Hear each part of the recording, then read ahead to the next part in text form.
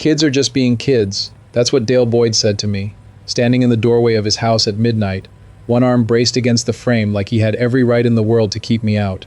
Behind him, from somewhere deeper in the house, I thought I heard something that might have been laughing, and it turned my stomach before I even knew what I was walking into. My name's Ray Kowalski. I'm 43, I own a small auto repair shop on the east side of town, 3 bays, 2 guys who've worked for me longer than I've had gray in my beard, the kind of steady, unglamorous business that keeps a roof over your head without ever making you rich, but keeps you honest and known around a small town like this one. My nephew Dylan is 15, staying with me this year while his mom pulls night shifts at the hospital to keep the bills covered on her own, and his dad's on deployment overseas, gone 8 months now with 4 more still to go before he's home for good. Dylan's a good kid, quiet, the kind who does his homework without being asked twice, and always thanks you for dinner even on a plain weeknight, plays JV wrestling at the high school, the same team Dale Boyd's coached for going on 11 years now, the same team Dale's own son Tanner captains as a junior, with 3 college scouts already circling him like he's already something special.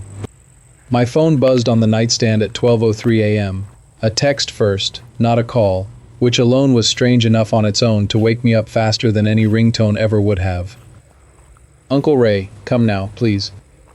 I called him back immediately, already reaching for my jeans in the dark. He answered on the second ring, but on a whisper, barely more than breath. "Dylan?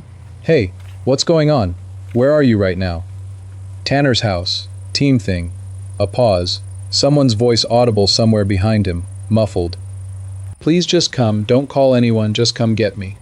"I'm coming right now. I'm already getting dressed. Are you hurt?" "Just come," he whispered again, and the call cut off. Not dropped exactly, more like he'd had to end it fast, phone pocketed in a hurry. I stood there in the dark for a second, phone still warm in my hand, that whisper already looping in my head, before I grabbed my keys off the counter and headed straight for the door. I didn't call the police right then, not yet, not really knowing enough at that point to know what I'd even tell them if I did. I drove the 12 minutes to the Boyd house, going well past the limit, Dylan's whispered voice looping in my head the whole way, that specific kind of scared quiet that's worse than shouting. Dale Boyd met me at the door before I'd even made it up the front steps. 51 years old, built like the wrestling coach he'd been for over a decade, arms already crossed, filling the doorway squarely on purpose, like he'd seen me coming, and planted himself there deliberately. "Ray, it's late. The boys are just having a team night, blowing off some steam after a tough week of practice. Nothing to worry about here. I need to see Dylan, Dale, right now. He's fine, I promise you. Kids are just being kids. This kind of thing's been part of the program for years. It's tradition. It builds the team, builds character.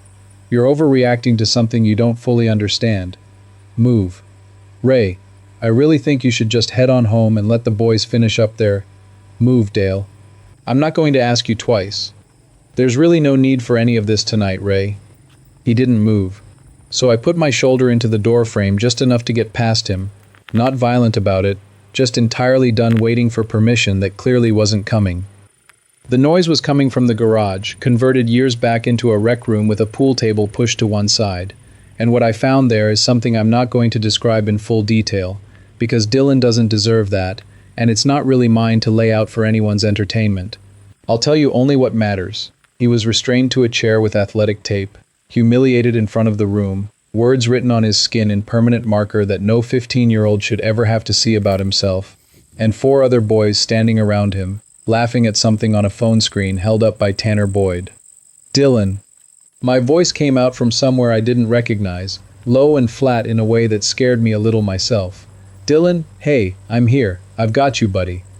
He looked up at me, eyes red, and the relief that flooded his face broke something loose in my chest that I'm still not entirely sure has settled back into place, months later. "Get that tape off him now." My voice must have carried something none of those boys wanted to argue with, because somebody actually moved toward him instead of standing there frozen. Nobody said a word while it came off. The room had gone completely silent. The kind of silence that only happens once every kid in it realizes an adult has just seen exactly what they'd been doing. Welcome back, if you've been with us a while. Get comfortable, because this one earns every minute. Drop a comment and let me know where you're watching from. Hit subscribe if you haven't already, and let's get into it. Dale appeared in the garage doorway as I was helping Dylan get back into his clothes, his hands shaking too badly to manage the buttons himself. Ray, listen, this is exactly the kind of overreaction that ruins a good program over nothing. This has been tradition on this team for years, long before Tanner was even old enough to join. Every senior class does something like this to the new guys coming up. It builds character, builds toughness. He was restrained to a chair, Dale. There's writing on his skin that he didn't put there himself. This isn't character building, this is assault, plain and simple, and you know it. Kids are just being kids, Dale said again, flat, like repeating the same 4 words enough times might eventually make them true if he just said it with enough conviction. You start making a federal case out of a team tradition that's existed for 2 decades, you're going to hurt a lot of good kids' futures over something that happens at practically every school in this state, every program in this sport. I looked him dead in the eye, steady, not backing down an inch. I don't care whose futures it hurts, Dale. I care about the one kid actually bleeding right now, sitting in that chair you're standing 3 feet away from. I got Dylan to Riverton Urgent Care a little after 1 in the morning, my hands not entirely steady on the wheel for the whole short drive there. Dylan silent and small beside me in the passenger seat, still shivering slightly even with the heat on full. A doctor checked him over carefully once we got settled into a room, cleaned up a small cut on his wrist from the tape being pulled off too fast in the garage, documented bruising along his arms and torso with a small camera, quiet and thoroughly professional about the entire process, in a way that made it feel a little less awful somehow, if only slightly. Physically, he's going to be okay, the doctor told me quietly out in the hallway, once Dylan was resting behind a curtain, her voice pitched low so it wouldn't carry. The marks will fade within a couple weeks. Nothing permanent on that front at all. What I want you thinking about, honestly, is everything that doesn't show up on an exam like this one. Incidents like this, especially if they're repeated over time as part of some ongoing tradition, the way it sounds like this might be, leave marks that last a whole lot longer than any bruise ever does. What should I be watching for, going forward? Withdrawal, trouble sleeping, reluctance to talk about school or his teammates, and honestly, watch for him minimizing it himself, the way he already has tonight. Kids in his position often work harder to convince the adults around them it's fine than they do to actually process it themselves. Has he said anything at all about whether this has happened before, to him or to anyone else? He hasn't said much of anything yet, understandably. He's scared, and if this really is treated as some kind of team tradition the way the coach seemed to be implying at the door, he's probably terrified of what happens to him socially, at practice, in the locker room, tomorrow if word gets out that he talked to anyone at all. If this story's landing with you, do me a favor before we get to the ending, hit that subscribe button and drop a comment telling me what you'd have done in my position. It genuinely helps this channel, and I read every single one. Dylan stayed quiet for 2 full days after that night, barely eating anything I put in front of him, spending most of his waking hours in his room with the door mostly closed, not shut all the way, just enough to signal he wanted to be left alone without fully cutting himself off. My own daughter Mia, 17, a senior at that same high school, was the one who finally got somewhere with him where I hadn't, the 2 of them sitting out together on our back porch the second evening in the fading light, while I stayed inside on purpose. Dishes I didn't really need to wash, keeping my hands busy, letting them talk without an adult hovering over every word of the conversation. She came and found me afterward, expression serious in a way that didn't match her usual easy manner. Dad, I need to tell you something. I've actually heard about this kind of thing before. Not details exactly, just whispers. Every year around this same point in the season, something happens with the wrestling team, and whoever's new that year. Nobody ever says anything specific out loud, because everybody's scared of Tanner, and honestly, scared of his dad even more. Scared how, exactly? Coach Boyd decides who gets varsity time, who gets recommended to college scouts, who gets benched for the rest of the season over nothing. Kids don't cross him if they want any kind of future in that program. Parents don't either, honestly. Half of them want their own kids staying on his good side badly enough that they'd rather not know what happens at these things. Would you be willing to ask around, carefully, just to see what people actually know? I already started actually, she admitted, a little sheepishly. There's a group chat some of the girls have, totally separate from anything team-related. A few people saw bits of tonight before the original video got deleted off everyone's phones. I think I can probably get screenshots if I ask the right person the right way. 3 days later, Mia handed me her own phone without saying a word, just letting me scroll through it myself at my own pace. Grainy screenshots, taken quickly on someone's phone before the original video had vanished from every device it had been on, clearly showing Tanner directing the whole thing from start to finish, other teammates laughing along in the background, timestamps matching that exact night down to the minute. "This isn't the first time either, Dad," Mia said quietly, sitting across from me at the kitchen table, phone still open between us. "I found a guy named Jordan Spear through a friend of a friend. Graduated 2 years ago. Wrestled under Boyd his whole freshman year before he quit the team. He told me almost the exact same thing happened to him. Same garage, same tradition language. Back before Tanner was even old enough to be captain yet. His parents went to the school about it quietly at the time. Sat down with Coach Boyd directly. Nothing ever really came of it beyond that one meeting. Boyd told them it would be better handled as a family conversation situation between the boys involved, not something that needed to become a formal school matter with paperwork attached to it. Did they push back at all, his parents? Jordan said they tried, for a little while, but Boyd kept bringing up how it might affect Jordan's own standing on the team if things got complicated unnecessarily. Eventually they let it go, and Jordan just quit wrestling instead. He's willing to actually talk now, on the record, if it might help Dylan. I sat with that for a long moment, the screenshot still open on Mia's phone in my hand, the weight of it settling slowly. This wasn't one bad night that had simply gotten out of control between teenagers. This was a pattern, one a grown man, a coach, entrusted with other people's children, had been actively and quietly managing into silence for years, one uncomfortable parent conversation at a time, each one buying him another season. The real gut punch came about a week later, when the parent of one of the other boys present that night, clearly rattled by her own son's obvious guilt over the whole thing in the days since, reached out to me directly through a mutual acquaintance, and forwarded along a text thread she'd found sitting on her son's phone. Coach Boyd, that same night, messaging the team's group chat directly. "Handle it as a team. This stays with the team. Nobody needs outside people involved in program business." And separately, a message to that same parent the following day, discouraging her in careful, reasonable-sounding language from overreacting to a tradition that's always been part of this program, going back well before any of these boys. I read through those messages twice, then a third time slowly, making absolutely sure I wasn't misreading anything in my own anger.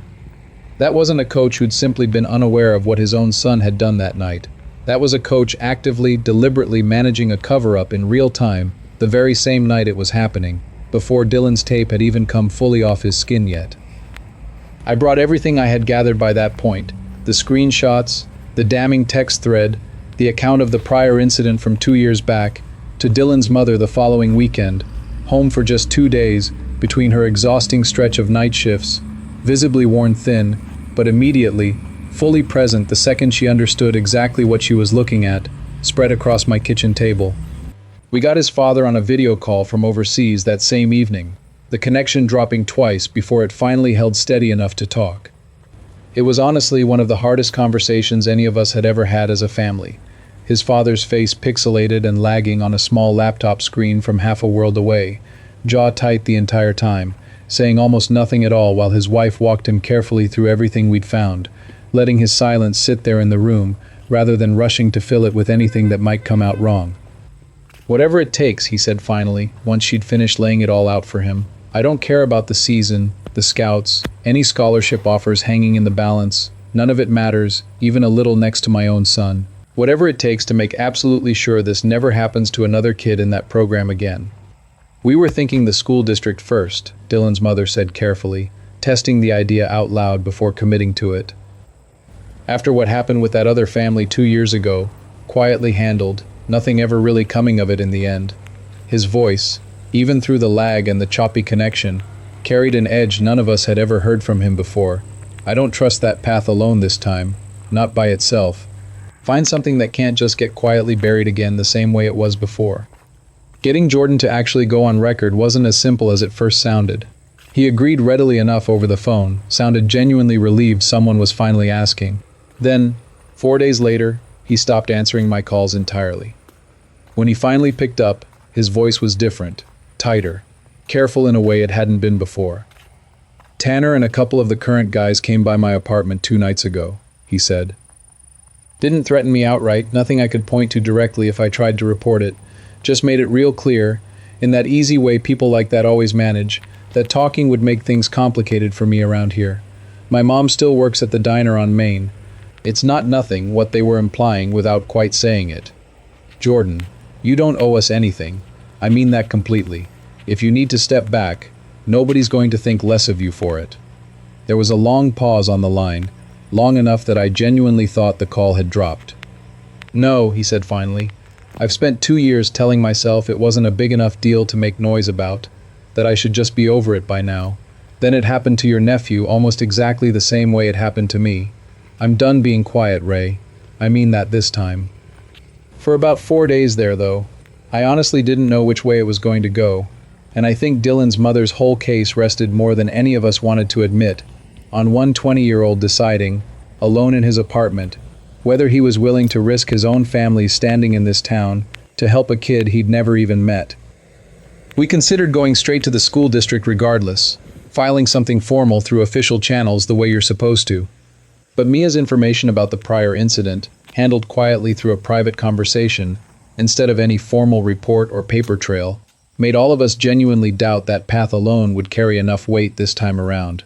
Not against a coach who'd apparently navigated that exact process successfully once already.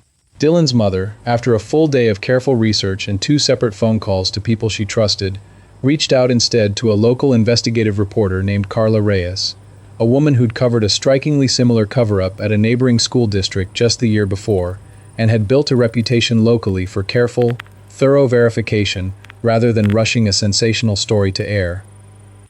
Carla spent nearly 2 full weeks verifying everything independently before she'd agree to run a single word of it on air, cross-checking the screenshots against original metadata wherever she could get access to it, tracking down the family from the prior incident directly herself rather than relying secondhand on anything Mia had merely heard through a friend of a friend, and confirming the full authenticity of Coach Boyd's own texts directly through the parent who'd originally forwarded them to me. She called me twice during that stretch just to ask hard, specific, uncomfortable questions, the kind of pointed follow-up that made it clear early on she wasn't interested in running a story that couldn't hold up completely under scrutiny once it aired. "I've seen reporters get this kind of story wrong before," she told me during one of those calls, usually by moving too fast and letting one detail slip past unverified. That one detail is always what a defense attorney or a school board's own counsel goes after first. I'm not giving them that opening. "I only run this once, and I only run it if it's airtight," she told me during our last call before the broadcast. "This affects a real kid's life either way it goes. I'm not going to be careless with that." The story finally aired on the evening news 2 days ahead of a previously scheduled, entirely unrelated school board meeting, timing Carla chose deliberately once she'd confirmed the board's calendar herself, wanting the story fresh in people's minds when it actually mattered. The broadcast laid out the pattern plainly and carefully, the incident itself described in general terms without graphic specifics, the prior cover-up from 2 years earlier, corroborated by a second family, and Coach Boyd's own messages displayed clearly on screen, verified and unedited, time-stamped the same night as the incident itself. Tanner's face was never shown, blurred throughout out of respect for his age as a minor, and Dylan's name was withheld at his family's request, referred to only as a student. But Coach Boyd's own conduct, as a licensed, salaried adult professional entrusted with the safety of other people's children, was laid out plainly, in his own written words, on every local television screen in the county that evening. I watched it at home with Dylan and Mia both, the 3 of us quiet on the couch. Dylan didn't say much, just watched his own story told without his name attached to it, and at the end, let out a breath I hadn't realized he'd been holding the whole time. The scheduled board meeting 2 nights later turned into something else entirely, from what anyone sitting on that board had originally planned for. What was supposed to be a routine evening of budget business and calendar approvals became a packed room instead, extra chairs pulled in hastily from the hallway just to fit everyone who showed up. Parents crowded on every side of the issue, some there in clear, visible support of Dylan's family. A handful still defending the program out of long-standing habit and years of loyalty to a winning team, but nearly all of them having already watched the same broadcast 2 nights earlier and formed a fairly firm opinion long before they'd even walked through the door that evening. I sat near the back with Dylan's mother, Mia, beside us, Dylan himself a row ahead with his grandmother, who'd driven in for the occasion. The room smelled like a school gymnasium always does, faint sweat and old varnish, and it struck me as strange that a place meant for kids to build something good had also apparently hosted years of something so quietly rotten underneath it. Dylan spoke, briefly, standing at a small podium with his mother's hand resting steadily on his shoulder the entire time, his voice steadier than I honestly expected it to be, given everything he'd already been through in the weeks leading up to that night. "I just don't want this to happen to the next kid who joins that team," he said, looking out at a room full of strangers rather than at any one face in particular. "That's really the only reason I'm standing up here right now. Not for me, for whoever comes next." The room was completely silent while he spoke, the kind of silence that carries real weight to it. A board member, visibly uncomfortable in his seat, finally turned toward Coach Boyd directly and asked him to respond, on the record, to the text messages the reporter's station had entered into public evidence 2 nights before. Boyd's composure, so steady and rehearsed at his own doorway that midnight weeks earlier, cracked completely under the weight of an entire room full of parents who'd already seen his own words displayed plainly on their television screens 2 nights before.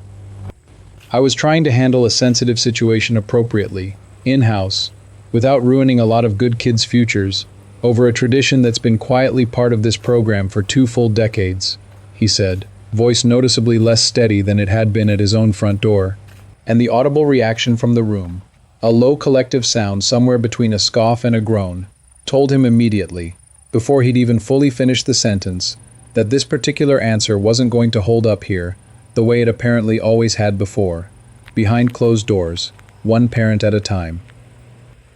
"Handling it in-house," a woman near the front called out, not waiting to be recognized, "is exactly what you did to my nephew's friend 2 years ago too. We know now. Everyone in this room knows now." The board didn't wait around for a formal vote that night, didn't even attempt one, the chair simply calling a brief recess that everyone in that room understood wasn't really a recess at all. By the following Monday morning, Dale Boyd had resigned from his position entirely, effective immediately, the district's brief public statement citing only conduct inconsistent with student safety obligations, carefully worded the way these things always seem to be. A separate criminal referral went to the county specifically regarding the hazing incident itself, distinct from the cover-up questions the school board continued handling on its own parallel administrative track over the following weeks. 3 additional families came forward within 2 weeks of the broadcast airing, each independently describing similar incidents stretching back nearly 4 years, some involving boys who'd since graduated and moved on, never having said a word publicly until they saw Jordan's face on their television screen. Tanner's college recruitment, all 3 scout relationships, quietly ended within the month. Word travels fast in a sport that small. It took another 2 months for the criminal case to formally resolve. Tanner's case ended in a diversion program, given his age and lack of any prior record, a resolution that Dylan's family, after a lot of hard conversation, decided they could live with, since the far larger failure had always been his father's, not just his. The school district's own investigation concluded separately with a formal finding against Dale Boyd for failure to report and active concealment of documented student abuse, a permanent mark on a coaching career that had run 11 years in that same gym, effectively ending any chance of him working with young athletes again, anywhere in the state. Dylan went back to school that fall, not to wrestling obviously, but to something else entirely, something quieter. He picked up woodworking out in my shop on weekends instead. Quiet, steady, deliberate work with his hands, the kind of thing that seemed to settle something in him that nothing else quite had since that night, a way of building something whole out of raw material, one careful cut at a time. His father came home on leave 2 months after everything had finally resolved, and the very first thing Dylan showed him wasn't any wrestling trophy or medal, but a small wooden box he'd built entirely himself, careful joints fitted tight, sanded down smooth enough to catch the light. Jordan stopped by the shop a few times that fall too, mostly just to see how Dylan was doing, sometimes staying to help sand a project, the 2 of them talking easily about nothing in particular, in the way people do, once a shared weight has actually lifted, rather than just gotten quieter. We had a regular Sunday dinner not long after his father got home. Nothing special about it at all, just the five of us, Dylan, his parents, Mia, and me, passing dishes around a table that finally felt, for the first time in a long while, like it had nothing heavy sitting over it anymore. "You doing okay?" I asked him quietly, once his parents had gotten caught up in their own side conversation about something unrelated. "Getting there," he said, considering it honestly, rather than just offering a reflexive answer. "Better than I was, definitely. Some days are still harder than others." "That's allowed." "Yeah," he smiled a little, genuine. "I know that now. That's really all any of us can honestly ask for some nights. Not a full fix, not some tidy ending where everything's suddenly okay again, just better than we were, moving steadily, one ordinary Sunday at a time, in the right direction." If this one hit home for you, let us know in the comments, hit subscribe, and I'll see you on the next one.